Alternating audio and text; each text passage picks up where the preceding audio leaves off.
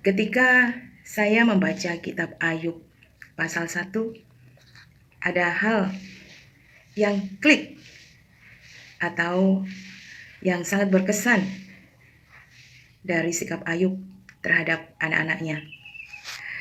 Hai guys, blessed to see you again. Senang sekali bisa berbagi sedikit wawasan dengan kalian. Baik, saya akan bacakan dulu, tidak banyak, apa yang ditulis pada kitab Ayub pasal 1 ini yang berkenaan dengan kesan saya ya terhadap Ayub. Ada seorang laki-laki di tanah Uz bernama Ayub. Orang itu saleh dan jujur. Ia takut akan Allah dan menjauhi kejahatan. Ia mendapat 7 anak laki-laki dan 3 anak perempuan. Ia memiliki 7.000 ekor kambing domba, 3.000 ekor unta, 500 pasang lembu, 500 keledai betina, dan budak-budak dalam jumlah yang sangat besar, sehingga orang itu adalah orang yang terkaya dari semua orang di sebelah timur. Anak-anaknya yang lelaki biasa mengadakan pesta di rumah mereka masing-masing menurut giliran, dan ketiga saudara perempuan mereka diundang untuk makan dan minum bersama-sama mereka. Setiap kali apabila hari-hari pesta telah berlalu, Ayub memanggil mereka dan menguduskan mereka. Keesokan harinya, pagi-pagi, bangunlah Ayub, lalu mempersembahkan korban bakaran sebanyak jumlah mereka sekalian. Sebab pikirnya, mungkin anak-anakku sudah berbuat dosa dan telah mengutuki Allah di dalam hati. Demikianlah dilakukan Ayub senantiasa. Artinya, selalu melakukan hal seperti ini ya terhadap anak-anaknya. Mungkin saya mengalami dan mungkin saudara juga mengalami yang menjadi orang tua ya, yang anak-anaknya mulai mungkin masih anak-anak juga setingkat SD mulai mengenal pergaulan, SMP, SMA, bahkan anak-anak yang sudah menginjak usia pradewasa yang masih hidup dengan orang tua khususnya ya. Kita juga mendengar, bahkan saya juga pernah mengalami bagaimana mungkin saya sendiri juga tidak tahu apa yang saya lakukan ini waktu saya kecil. Lalu saya dikutuki segala yang buruk, dikatakan segala yang buruk terhadap saya, hingga saya dewasa ini mendengar kata-kata yang mungkin dalam hati itu bisa menyinggung perasaan, menyakitkan.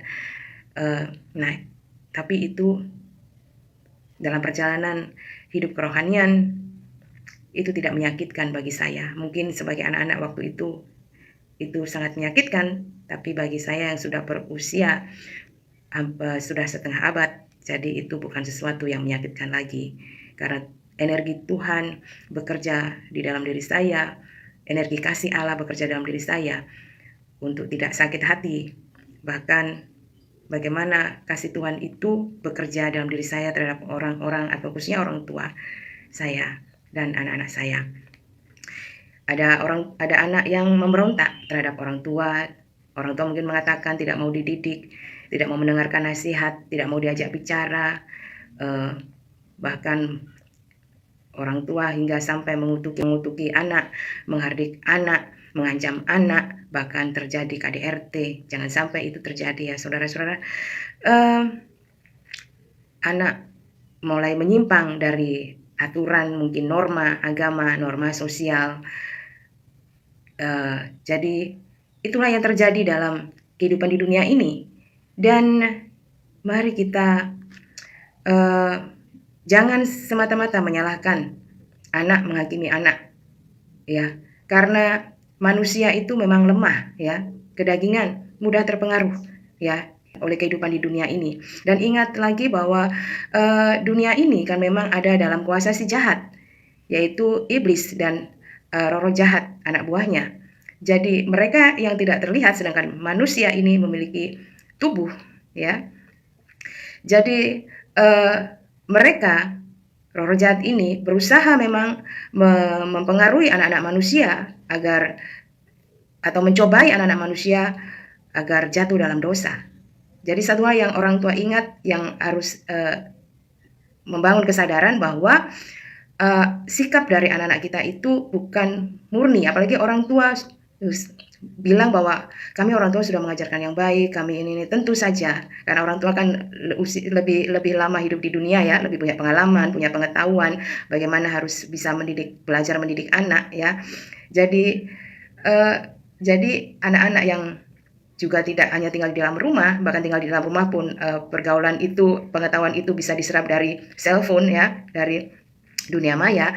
Jadi begitu banyak ya peristiwa, kasus, kejadian yang terjadi dalam kehidupan anak-anak kita ya. Intinya kita belajar ini, saya terutama belajar dari sikap Ayub.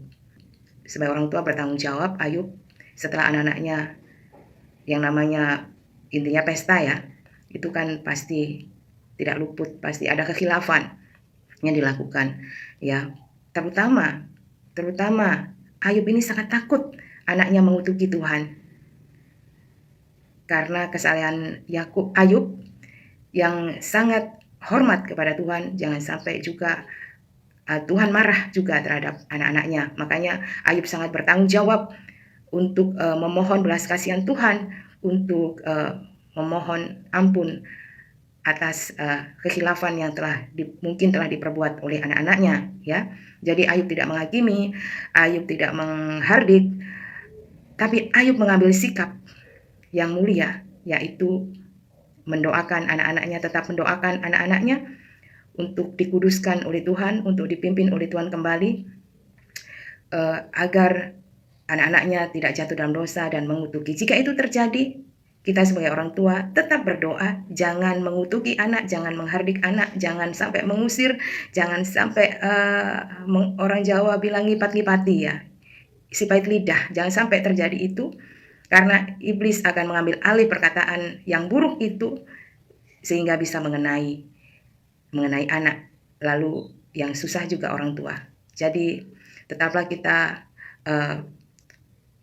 berharap kepada Tuhan bahwa segala peristiwa yang terjadi yang mungkin tidak mengenakan bagi anak-anak kita sebagai orang tua tetap bertanggung jawab iman. Artinya bertanggung jawab iman adalah tetap berdoa, mendoakan anak-anak, tetap mengarahkan anak. Jika tidak bisa diajak bicara, tetap berdoa, mengharapkan bahwa Tuhan akan memulihkan jiwanya, karena ini adalah urusan dengan jiwa. Jiwa ini mudah terpengaruh ya, dan yang paling memberikan pengaruh yang besar adalah provokasi dari iblis, roh-roh jahat yang merasuki pikiran-pikiran manusia yang beraneka ragam di dunia ini. Jadi meskipun anak-anak kita pun toh sekalipun sudah tidak ada di dunia ini, sudah berpulang ke alam kelanggengan, kita tetap punya tanggung jawab iman untuk tetap berdoa, memohon belas kasihan Tuhan, karena kematian itu adalah cara ya untuk kita memiliki kehidupan yang berikutnya ya. Jadi kematian bukan sekedar kematian hanya kematian tubuh, tapi kehidupan akan terus berlanjut di akhirat. Jadinya mari kita sama-sama sebagai orang tua untuk kita belajar dari Ayub ini, kita diingatkan untuk tetap berdoa. Jangan sampai perkataan orang tua ini menimbulkan justru batu sandungan bagi anak-anak kita. Tuhan kasihanilah, Tuhan kasihanilah, Tuhan kasihanilah.